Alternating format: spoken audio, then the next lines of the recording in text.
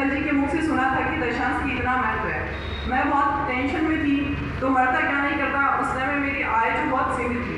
फिर भी मैंने बैठे बैठे ही निर्णय लिया मन में, शिविर में ही, माँ सदन में, कि मैं अपनी आय का जो दशांश निकालूंगी। मैंने मेरे हस्बैंड को बताया, तो इन्होंने मुझे ही बोला कि देख मम्मा, वैसे भी मेरी बीमारी का घर खर्च उठा रही है, मेरी इनकम इतनी कम है, तूने दशांश का निर्णय कैसे लिया?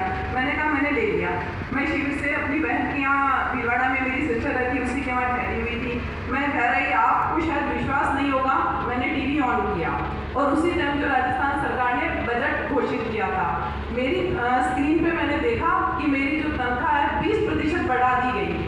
सेम डे जिस दिन मैंने मन में निर्णय लिया था कि मैं दशांश निकालूंगी, और उसी दिन मैंने स्क्रीन पे देखा कि मेरी जो है तनख्वाह 20% बढ़ा दी गई थी। ठीक है, मैं घर पे आ गई, मुझे बहुत खुशी हुई, मुझे विश्वास ही नहीं हुआ। मैंने कहा ये क्या हो गया? फिर मेरे अकाउंट में जो है एक अच्छी राशि जमा थी।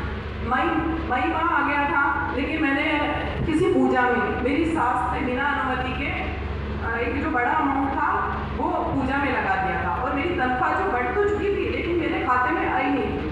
अब मैं संयुक्त परिवार में रहती हूँ, मेरी सास की अनुमति के बिना मैं एक पैसा भी खर्च नहीं करती। अब मैंने जो पूजा में पैसा लगा दिया, मैं भयभीत हो रही थी कि अगर सासू माँ पूछेगी कि इतना पैसा कहाँ गया, तो मैं क्या बताऊँगी। मैंने मेरे हस्बैंड को बता रखा था, मेरी सिस्टर को बता रखा था, कुछ समझ में नहीं आ रहा था कि सास पूछेगी इतना बड़ा अमाउंट गया तो कहाँ गया। डर रही थी मैं। फिर मैंने मेरी सिस्टर को फ़ोन किया, ईश्वर की दया से पीआर और ससुराल की तरफ से समर्थ, लेकिन मेरी खुद की व्यक्तिगत आय सीमित है।